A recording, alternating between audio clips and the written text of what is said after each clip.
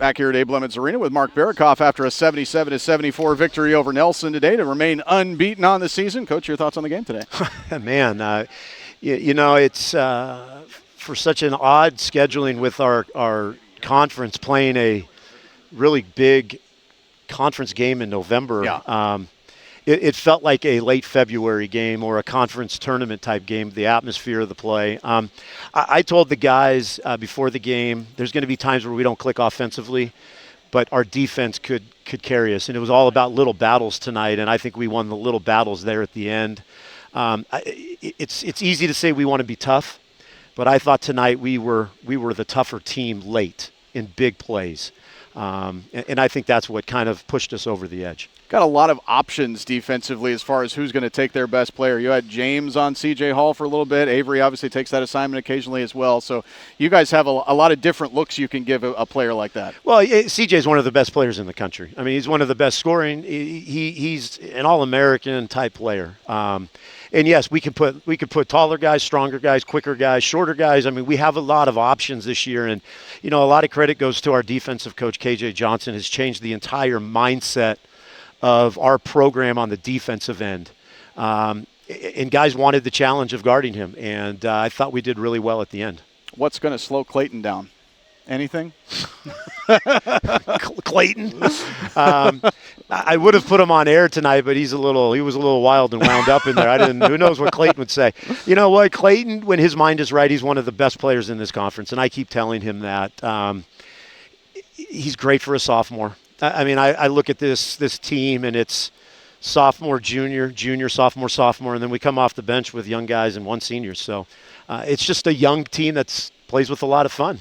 This is the fourth game in a row that Clayton's had double-figure rebounds as a team, a 41-33 rebound advantage for your guys. I imagine that was a big key coming in, but how did you feel about your performance on the glass? I like it. I mean, we're one of the top, 15 teams offensive rebounding in the country. And it was something that in the offseason, Coach White and I talked a lot about. We really follow what Alabama does and their philosophies analytically.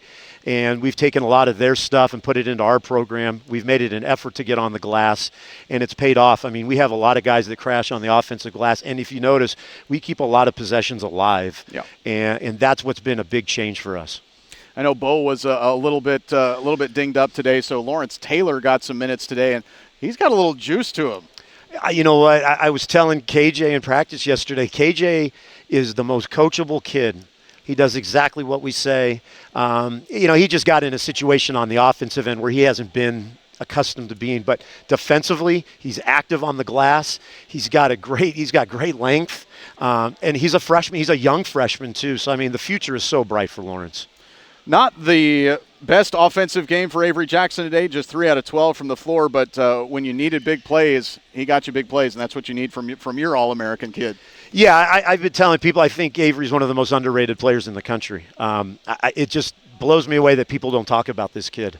And yeah, he didn't play great offensively tonight, but he made a couple really big baskets. He gets to the free throw line, and everybody's going to look at the 3 for 12. I mean, everybody wanted to talk the C.J. Hall versus Avery Jackson, two probably the best guards in the country and in the league.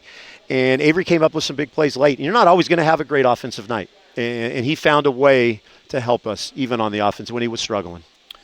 Well, what a way to start conference play. Not only do you have to play one of the top teams the first time out, but now you have 2 midweek games coming up before the Thanksgiving break comes around. So how do you handle your upcoming schedule? Yeah, I was talking to the head coach of Nelson.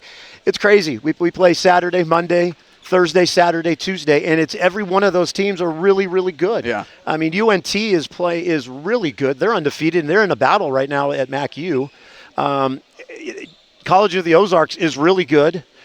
And then you got the number 1 team in the country. And then you got Central, who's really good. And then John Brown. And that's just it's an odds thing that our conference is laid out to have it this early. And it's really tough back-to-back games. I mean, we have 1 day to prepare and then 1 day to prepare. And that's crazy. Well, got the first step in, though. Yep. Got the win today, 77-74 over Nelson.